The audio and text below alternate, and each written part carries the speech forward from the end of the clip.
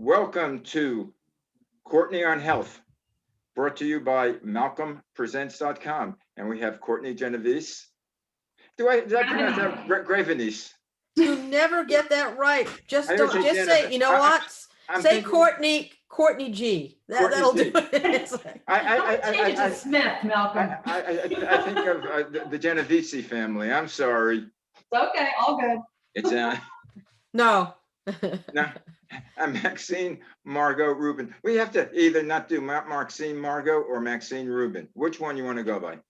I'm all good with anything. So Maxine Okay. Margot's fine. Makes it easier. Okay. So and what we're going to talk about today is, let's see if this works. No, it may not work. No? okay. I'll do it for you. Do it for me. The song was called Summertime by the James, is it? Yeah. Or something? And the beginning was like summertime, summertime, summertime, summertime, summertime. It was And then it working. goes on and on and on. And now I'm just going to start the show. So, Courtney, hi. And Malcolm, Hi. hello. And All welcome right. to Courtney on Health, a Zoomcast series about how to get through these lingering COVID times. With tips on nutrition and exercise given by Courtney Gravenese, registered You dietitian pronounce it right. with a master's degree, yes, a Master of Science degree in nutrition and applied physiology. Courtney is an experienced nutritional and health consultant in the New York metro area and now the world, and will help guide you on a path to wellness and health. Starting off with a quote. One must maintain a little bit of summer, even in the middle of winter. This is Henry David Thoreau. So I guess we have to think in the winter days about the summer days, but I think of some of the winter days, the summer and the winter days, either way, it doesn't matter. And now a poem by Zoe E. McCabe called Summer Days. The sun, it fades in the moonlight. The stars, it fade in the daylight. The cold breezes are strong in winter and spring, and the warm sunny days are what summer brings. The ice cream vans song play a tune as the children play on the sand. The joy in their little faces as parents put money in their small hand. I remember the time when my dad put me on his shoulders as we surfed in the waves, and all the times he would put on a song and we would have our own little rave. I remember the time when I made sandcastles with my friends and the joy we all had. I remember the summer days, and not a memory of those bright sunny days was bad. And that pretty much, says some things about this season we're in now. The weather is getting warm. I'd say hot in many areas. The days are longer. Summer is here. As you get ready to get that barbecue fueled up or revved up and dust off your favorite bathing suits, it's time to think of summertime foods and recipes that will get you through the hot days and summer nights. Juicy burgers, fresh watermelon, corn, tomatoes, drippy ice cream cones, fireworks, and fireflies are all a part of the summer experience. And Maxine, don't tell so much about the food because we might lose half the audience that's going off to eating a salad. Maybe today would be a perfect day for a salad, especially in how hot it's been in this country. So Courtney will give you the perfect summer food ideas to make this season fun and tasty. She'll give also a recipe for a wonderful cocktail. Can't wait for that one. And so let's enjoy long days and the lazy, hazy, crazy days of summer. And so, Courtney, let's kick it off and talk about the fabulous summer foods and drinks that we most enjoy this time of year. Happy summer. This is great. Yeah. So this is a great time of year for an abundance of incredible produce and fruits and vegetables. And it's a great time to be grilling, get the heat out of the kitchen. So I have a few different recipes we're going to talk about today. And then of course, we're going to have a fun cocktail, all using some of the best of what summer has to offer. The first thing I want to talk about is, first of all, corn. I mean, my gosh, it doesn't get any better than this time of year, straight through, at least here in the Northeast. the fall, when we get just incredible, whether it be yellow or white corn, or the bicolored corn, such an incredible flavor. It is the time to have corn. Let's not forget that it is a great source of carotenoids, that great color that's in there, yellow. But one of the best ways to make it, most people it totally fine. It's grilled, and one of the ways is Mexican street corn. So if you're not used to shucking your own corn, any of you are, by the way, it's a great activity for kids. You give them a paper bag, send them out on your deck, and then you're gonna just have them shuck corn and you're on your way. A great way to create a handle is to just have that husk hanging off the bottom. Get your grill going, nice medium sort of heat. You want to brush it with a little bit of vegetable oil, put it directly on the grill. There's placement for that grill. Okay, you can boil. But for this particular, the Mexican street corn, you want it grilled so that that outside gets beautifully charred. So you're going to keep turning so that there's an abundance of that char kernel on the outside. Once it, while it's still warm, there's a variety of different ways you can follow a recipe for this, but typically to be with a sour cream type. There's a Mexican sour cream you can use regular sour cream, but you can also use plain yogurt as well. Mixed with a little bit of mayonnaise. You're going to use herbs and lemon juice, and you're going to use some cilantro, and brush that on the warm corn, and then top it with, if you've got a good cheese department in your regular grocery store, or if you're lucky enough to have a fantastic Mexican or Latin market near you, they will have this cheese. It's a Mexican grating cheese called cotija, which you're going to grate over it while it's still warm. Fantastic, great to eat that corn. You can use feta cheese in a pinch if you can't find cotija, but you can also use Reggiano, grated Reggiano as well. But if you are able to find the cotija, absolutely use it, because that's the traditional way to make that corn. So a great way, keeps the heat out of the kitchen, beautiful flavor, beautiful color, yum, can't be beat. I have a question, Courtney. I've always associated corn with summer, but now I can get corn any time of the year. Are they? Is there corn from other parts of the world that are imported to the U.S.? Yeah. I mean, it's. I mean, I suppose if it's maybe late fall or early winter, it could be corn that was harvested locally. Yeah, and then we're just getting it. It's going to lose its flavor. Thank you for bringing this up, Malcolm. The best way to store corn, particularly fresh picked corn, is not in your refrigerator. Those beautiful sugars that are in that corn, them affected by refrigerator temperatures. So you want to leave it at, room temperature. Don't leave it out in the baking sun. So a cool spot in your house, but not cold enough as in your refrigerator. So yeah, the best time is summer, because that's when it's harvested into the, so now straight through fall is the best time to have it. And like I said, the naturally occurring sugars that are in there are just, they're caramelized beautifully when they're grilled, either the gas grill or a traditional charcoal grill. Just quick, how long would you keep it out? Not in the refrigerator. I mean, how long will it last if you put it in a dry, cool spot? I mean, how long could you keep that before you have to use it? You could keep it for weeks. I mean, it will start, it won't be the peak flavor, but it's not going to go bad on you. You do want to watch for, and sometimes when we buy this in the grocery store, particularly when it's off season, and it still has the husk on it, you pull it back and it's got those hairs inside, and you see little bugs, any kind of molding. You put it back. I know grocery stores and farmers markets don't like it when you husk your corn there. I totally get that, but you can do a small piece in the store to check to see if there's anything that's in there. That would be a sign that it's been sitting around for too long.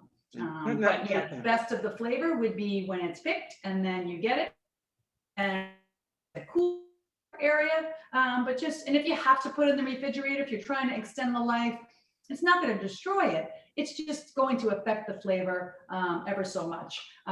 So, again, you can eat it, it's totally fine if it's been in the refrigerator, but you are going to lose some of that incredible, beautiful sugary flavor that's in there. Okay, now the big question, which people have had fights over, how do you eat the corn? I eat it one row at a time. Oh, I get a spot, and then with my bottom teeth, I take each kernel out, doing the rows. Well, Or sometimes with- Malcolm, your weirdness just any keeps way you coming want to out. eat it is totally fine. No, how do you eat it? I eat it just, Or I eat go it straight scrunchy? across. I don't go around, straight across. Straight Now, my son still likes it cut off, but that might be because it was missing a couple of teeth. Yeah. Any way you want it. I think the whole fun of the street corn is literally because you got a handle. The way you eat it, any way you want to eat it is going to be. No, I know people have preferences. Max, do you just bite it? I bite it, but I kind of do it in a row also, but I don't do like one little row. I'll probably do a few rows. So it's not like I'm going to just go row by row. No. I'd like to watch you do that. We should have a video of you doing that. That would be kind of funny. I know. Malcolm eats corn on malcolmpresents.com. Think about it. So, Well, I want to savor the taste of it. So I don't want to do it because I could eat it like yeah. and just Any way you want to eat it is totally fine. Yeah, it's all good. It's all Now's the time good. to eat it. It's like how do you eat Oreo cookies? Not getting off the subject. I'm getting off the subject. Okay. Take off the top and you eat the icing, or you just dunk the whole thing in. Or you just bite the whole thing. There's all methods. So what else is there? Watermelon. Yeah, right? I was just gonna say, what happened to watermelon? That's another favorite. Absolutely. So you can. I have a personal preference to buying whole watermelons. I prefer not to buy cut up watermelon. First and foremost, because I don't know when it was cut up. Usually there is a date on pre-cut watermelon along with other pre-cut fruit. But in terms of getting the freshest produce available, if you can and you don't mind and you think you'll eat through it, buy the whole watermelon, clean the rind, and then chop it up as you need it. You can do boats. In this case, we're making a fabulous feta mint watermelon salad. Once you've got it cut up, keep it in cubes. You're going to, if you don't have one of these gizmos, a zester, they're fantastic. A zester? They make short work of zesting lemons, limes, any citrus whatsoever. You want to get that beautiful zest off of the lemon all the way around. You want to give the melon a good squeeze of, say 2 to 3 tablespoons. I'm going to have the recipe up on the website, but just to give you an idea, nice sort of lemony flavor sprinkled over that. Fresh mint, right? So for all those herb gardeners out there trying to trim some mint leaves off of that plant and make use of it, herbs this time of year should be abundant. Everything should be coming in nicely at this point. Sprinkle a little bit of mint. The feta cheese, if you've never had it before, and most people have, is very salty. It's got a beautiful salty flavor to it. So before you salt the watermelon salad, taste it first to see if there's enough salt for your liking with just the feta cheese, and then adjust from there. But it could not be simpler than this. It's cut up watermelon, mint, lemon zest, lemon juice, that incredible, fabulous feta cheese. And just like many summer dishes, finding the best quality ingredients that you have available to you and the fresh ingredients will make the dish. So in this case, having beautiful seasonal watermelon available, mint from your garden that hasn't been sitting around, beautiful feta cheese. You can either do goat's or cow's milk. I would tell you that the goat's milk is probably going to have a little bit more of a bite of saltier flavor to it. The cow's milk will be a little bit creamier, but whatever your taste buds allow, but good quality feta cheese. Same thing when you're making something like a mozzarella tomato and basil salad.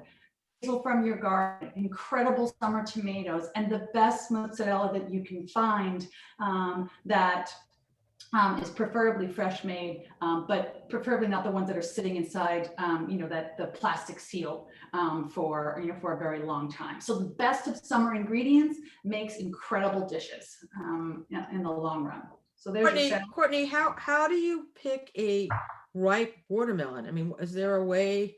I read that you have to look at where, there's a yellow spot or something where it gets picked from, the spot it gets picked from, and depending on the darkness or lightness, I mean, I don't know, is there a way to know?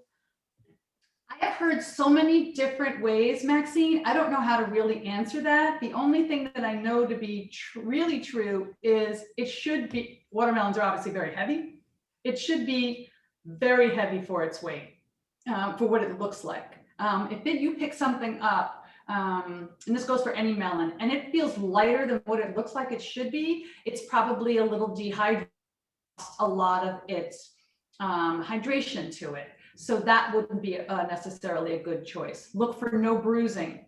I've heard, and I really don't know how to really do this one, thumping on it. Yes, that's what I, Almost, you want a sort of a hollowy sound to it. a hollowy echo sound. Yes. But I think one of the best things to do, again, I mean, this time of year, we're getting a lot of the fresh watermelon that have been picked. So as long as you're choosing that versus the already cut up, you're at least moving in a step in the right direction in terms of fresh, what you're getting. But just a buyer's guide, if you take a watermelon and you open it at home and it's rotten, take the watermelon back to the store that you bought it. Most places will take it back.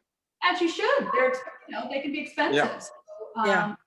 So, But I agree 100%, Malcolm, you should be doing that. Do you guys know squash blossoms? No, I know squash, but what's squash blossom? Okay, so to get the zucchini, so whether it be summer, green, yellow, doesn't matter. So on a sort of if you look at either zucchini plants that have been planted, you're going to see some that are flowers that are attached to the fruit, the zucchini or the squash. Then there are going to be some that are just there. You need to have male and female flowers in the mix. So you're always going to see these beautiful yellow flowers. Actually, you'll see in pumpkin patches, you'll see them in any squash family garden or bed. So most people don't know these. I feel like it's a cultural dish. I grew up with fried zucchini flowers, squash blossoms. They're more popular now. I feel like they're in summer menus locally, if you can get them. So raw, they just look like this. It's literally a flower. And if it were attached this is the stem, if there were fruit attached, it would be at the other end of this. You take these, flour, salt and pepper, you're creating a little bit of a batter. And I realize I'm the dietitian talking about fried food, but everything in moderation, right? So you can use, if you don't have seltzer, you can use beer. The carbonation really helps create a beautiful, fluffy, crispy coating so that you don't have to fry them for very long. So you're going to drop the flours in batter, shake them off a little bit. You've got a little layer of canola oil, nice hot oil going in a shallow pan. You fry them up lightly. When they come out, salt and pepper lightly. And then what you end up with are these beautifully light, crispy on the outside, tender on the inside, just the tiniest bit of salt on them. They're amazing. They are summer to me and to so many people. They're a wonderful appetizer dish. Again, I know they're fried, so maybe not all the time, but we also don't get squash blossoms all year long. So from my perspective, seasonal, yummy, is fantastic. Go for it.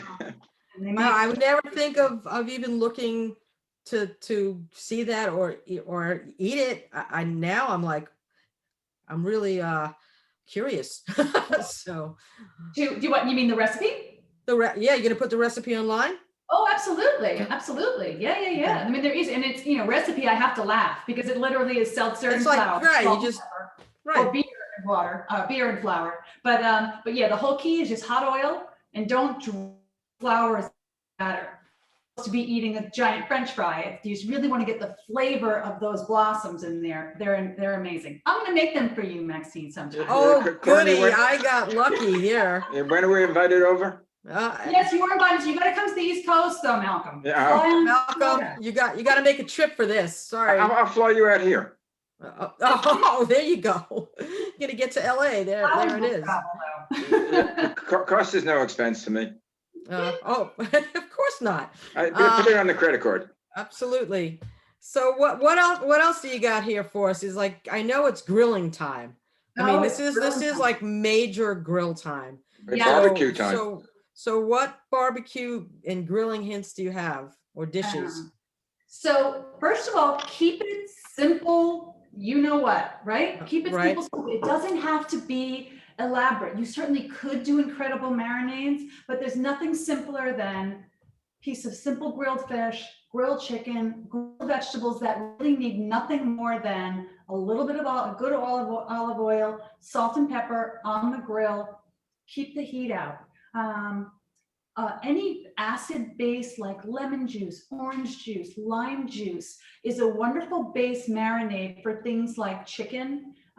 You can marinate chicken overnight with the chicken thighs, chicken breast, a little bit of olive oil. Use some of the seasonal herbs that are available right now. I have sage here, whatever's in your garden or in your garden.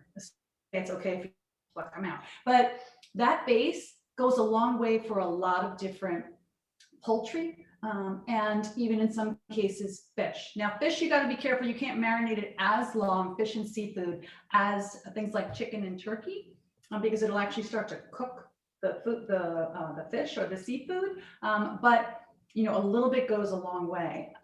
Actually, give me 1 second. I'm going to get it here. I forgot to get it out. One of my props. Oh my goodness. Oh my God. Best things to do. Use. You guys have one of these grill pans?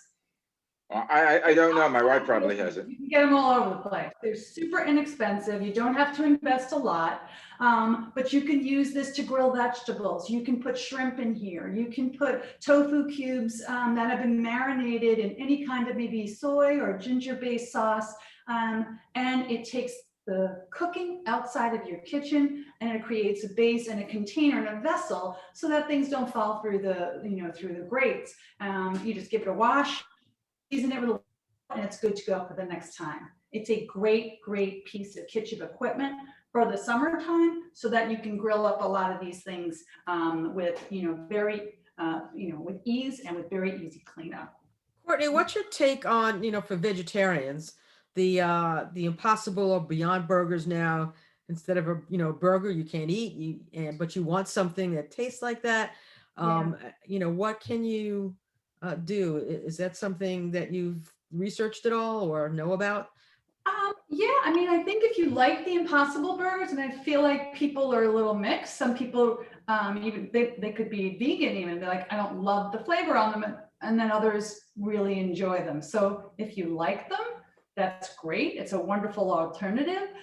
They can be actually more expensive sometimes than, let's say, ground beef that's on sale. So you might not necessarily be getting a bargain there, but for some people, the beef's for them. So I think look for them on sale when you can, if it's an option. I think just, using grilled tempeh, grilled tofu, food that's in a less processed form is a great option to encourage as well.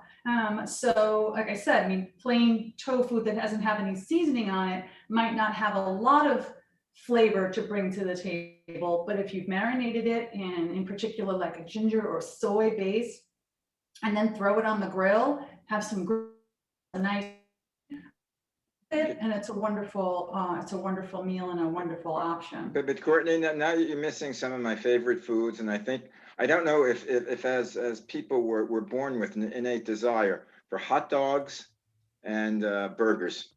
That seems to be when we have a picnic or anything on the grill, or hot dogs, hamburgers, and that seems to be the idea for it. And kids love it.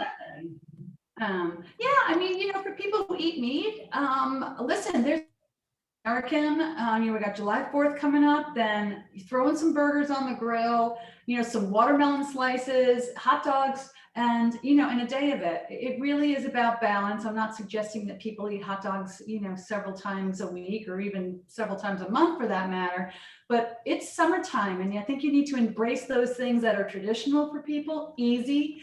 And let's face it, it can be really yummy, and they're for many families, what summer is. Well, as Max knows, both of us live near Nathan's in Coney Island, Right. and they're known for hot dogs. And during the summertime, probably, and even during the wintertime, I transferred buses by Nathan's. I had almost a diet of a hot dog a day. I would go, my parents would take us kind of once every couple of weeks in the summer, in the middle of the week, not the weekend, because it's always crowded. And I just look forward to the hot dog and the French fries and the salt air. It was kind of a magical thing, it was just awesome. And I really want to go back this summer somehow. I don't know. I want to go back to when I was 15.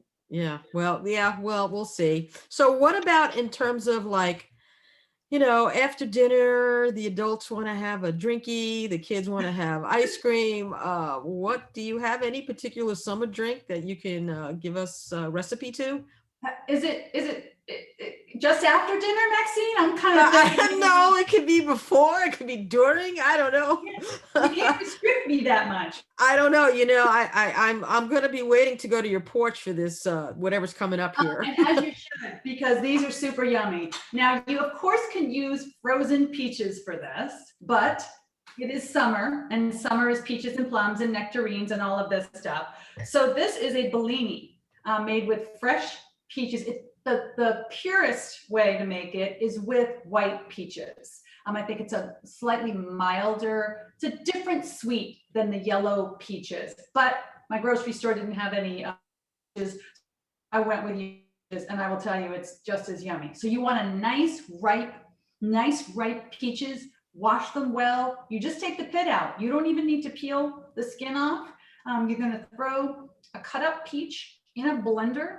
You're going to put a little bit of sugar, but I'm telling you, you might not even need sugar, because peaches this time of year are amazing and so sweet. I bet you can go without it. You're going to throw a little bit of lemon or lime juice in that blender and a little bit of crushed ice. Blend all that up, and what you end up with is this beautiful sort of pinky, orangey, peachy puree. So it's peach puree. So you're just putting a little bit of that in a glass of Prosecco, which I think we made our holiday drink with Prosecco, if I'm not mistaken. So it's a Prosecco there, Courtney. Okay. The sparkling white wine. Mix that in there. It adds just the tiniest bit of sweet into that Prosecco. You can garnish it with mint. You can put this on. And this just screams summer, at least to me. And it makes the best of what summer has to offer. Hang on, I have to be fair, I must do an official test. Oh, okay. Hey, that's not fair. We don't have ours. Quality assurance is important. Absolutely. Yeah, and that's Sounds called a good to Bellini. Bellini, yep. A Bellini. Yeah, isn't there like yummy. a Polish egg roll called Bellini? Yes, I think there is. I think there is a Bellini you can get. Yes, I've had them in the Russian Polish place on the Lower East, on the East Side. Yeah. So be careful what you order. Yeah. So you ordered. Yeah. So we both are in this CSA, the community, aggregate, whatever, and we have wonderful veggies we get from Laughing Fork Farm, which we had Jared on the show, the farmer.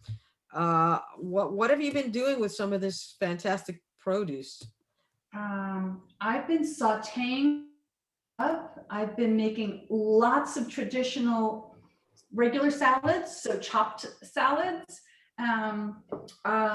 I've been making great crudité platters with the incredible radishes and the different colored beets that we've been getting. They're so pretty. It adds just such nice color to the plate, and they do taste different. I wanted to, because we eat a lot of salads. I've been giving some, if I feel like I'm not eat it, I've been able some away. I load my dad up with a whole bunch of veg, my sister. Some people know this, but maybe most people are not aware. You can do, like, if the greens that are more salad based, this is romaine. If you're getting so sick of regular chopped cold salads, one thing that you can do with some of these larger, sturdier greens like romaine is to grill them. So you clean it really well. Oh, wow. Just and drain it, get rid of that water. And then, so wrap it in a tea towel or a paper towel, brush it with a little bit of, canola oil. It doesn't have to be a fancy, expensive oil, little salt and pepper. You would cut, in this case, you would actually cut this one in half. So you could cut it right down the middle. And then you're going to grill it. So keep the end on. You don't have to, but it keeps it all together if you're keeping that base on there. Grill both sides. It wilts it down. It's going to char it just a little bit. You can use any kind of dressing on it afterwards. I think that's sort of a nice, slightly creamier one, maybe made with buttermilk or with yogurt. And using some of those summer herbs is a great way to use, it's a slightly different spin on salad greens aside from making a traditional cold salad. So it's wonderful alongside of, say, a steak or a piece of fish as a nice side dish. One of my favorite summertime dishes is gazpacho. There used to be a place in the town next to us, Pleasantville, Phil McGrath and his place, Pony Express, believe it or not. And the gazpacho there was like, he's a gourmet culinary institute chef. And the gazpacho, it was insane. And I miss it so much because I'm not good at making it. I'll need to get a good recipe from you. All right, well, I'll have to, like as soon as the tomatoes start coming in. Right. I'm waiting for I'm waiting for the Laughing Fork tomatoes and cucumbers. So that should be great. So lots of lots of creative ways. It should be easy. It should be about family and friends. And but again, in terms of what's available for us right now, the flavor of so many of these things doesn't get any better than now. A lot of the ones we spoke about today, but there are certainly other foods, in particular produce, that are going to be available. So take advantage of them. Even if you don't do a farmer's market or you have you're participating in a CSA, look in your grocery store. Some is going to start to come down because this season. So peaches will be more reasonable, watermelon, greens, veg. So take advantage of that and enjoy it. Well, there's also a certain excitement about eating outdoors, whether it's a barbecue, whether it's at the beach. It adds something to the food, the atmosphere or the smell or whatever. But the eating outdoors, either during the daytime or during the evening under the sun, is marvelous. It's it speaks of summer, except now I live in Los Angeles for 40 years. I really can't tell the difference between summer and spring and fall. When I lived in New York, it was obvious. Yeah, I kind of like the seasons, so I'm a New Yorker tried and true. So but the summer is special, it is. To me, even when I lived in New York and when I was an adult and lived in Manhattan, I used to rent a house in Fire Island. Memorial Day was kickoff. Actually, the kickoff of the summer, where I took the fair every weekend. I was in Fire Island, and when I was a kid, summer also meant several things. Number one, the end of school. Yeah. No more pencils, no more books, no more teachers' dirty looks. Yep. And with me, it also meant Brooklyn Dodger baseball. We started in April, but in the summertime, when they could get off during the weekdays, take the subway to Ebbets Field. Right, that's awesome. And as we talked earlier with Max, fireworks in Coney Island off the boardwalk. Yep, every Tuesday night it was a thing. Yeah.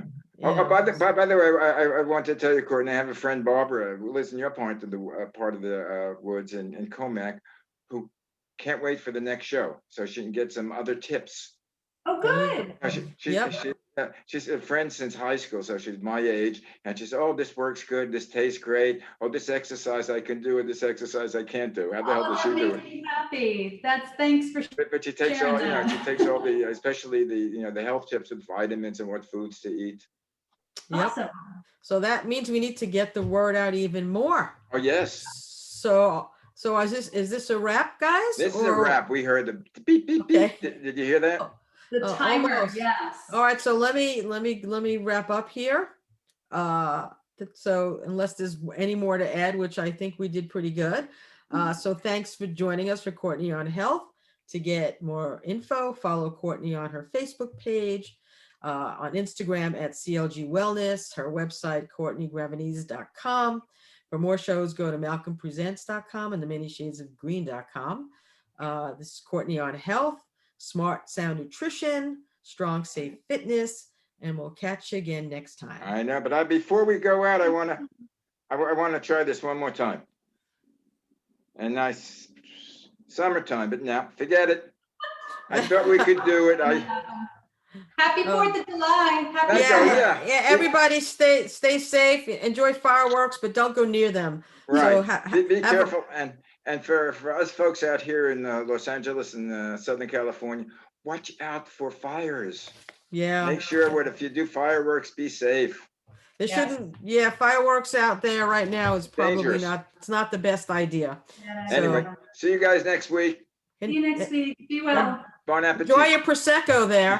Thank you. Bye. All right, bye.